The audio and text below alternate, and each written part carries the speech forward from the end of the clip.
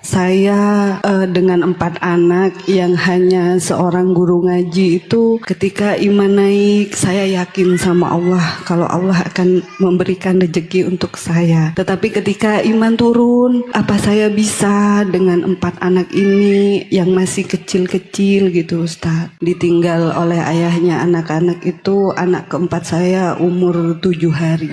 Beliau pamit kerja ke Jakarta, sampai sekarang tahun ketiga beliau tidak kembali lagi. Beliau masih ada? Masih ada. Dan masih memberi nafkah, cuman kadang ngasih, kadang tidak gitu, Ustaz. Tapi tidak pernah balik lagi, Ustaz? Tidak pernah. Dan komunikasi pun semuanya diblok, ditutup aksesnya gitu, Ustaz. Dan sudah diceraikan melalui orang tua saya. Seperti itu, Ustaz. Barakallahu fiik. Sengaja di KM Masjid ngasih mic ke sana supaya bukan hanya ustadz yang dengar masalah itu.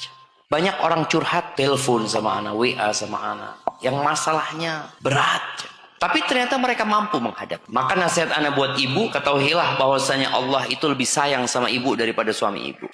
Maka ketika anti berada di titik lemah imannya, bingung mau kemana, anti panggil Allah Azza wa Jalla. Anti panggil Allah, Ya Arhamar Rahimin, Ya Arhamar Rahimin. Yakin Allah itu sayang sama anda. Minta kasih sayang Allah SWT. Jangan pernah bergantung kepada siapapun. Makanya orang yang masih bergantung, maka biasanya Allah biarkan dia dengan gantung, dengan yang dia bergantung kepadanya.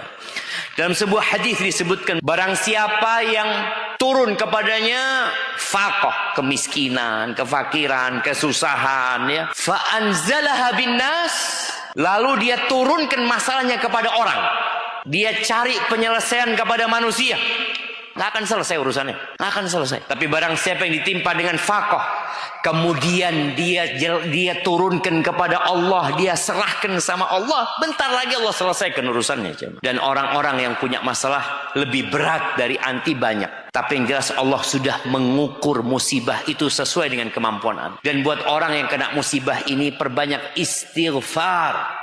Bagaimana Nabi Nuh mengatakan kepada kaumnya, aku katakan kepada kaumku, ya Allah, kalian istighfar, kalian tobat, kalian minta ampun sama Allah.